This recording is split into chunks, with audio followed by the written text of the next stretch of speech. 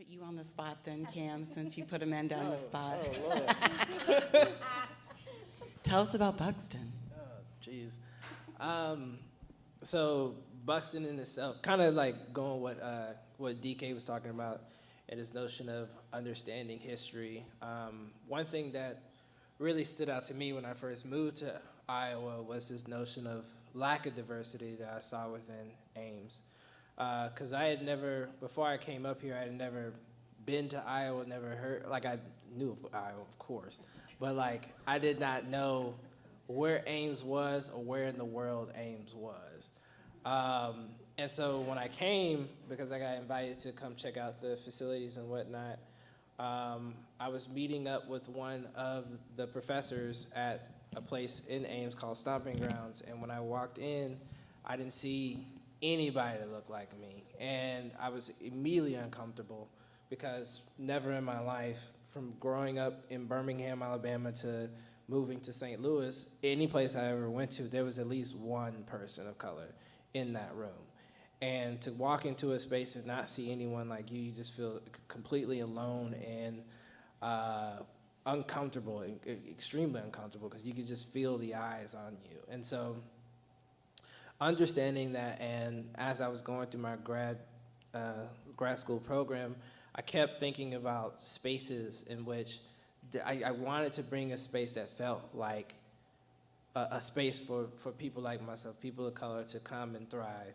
And so I came to the one night I was out just trying to see some friends, and I met this man who told me about Buxton, Iowa, and what he told me was it was basically like this space that was almost devoid of Jim Crow era laws, in the sense of where black and white people came and thrived, especially black individuals, actually thrive in Buxton, Iowa here. And so as soon as I heard that name, I knew exactly what my space, or what the initiative that I wanted to start had to be named, because that's exactly what I want to bring back here. I want to bring a space, or create spaces in which not only black people will feel like they are being seen and heard, but then also our arts and our music and our films are being risen to a higher standard, in the aspect of where they see themselves being put on that pedestal.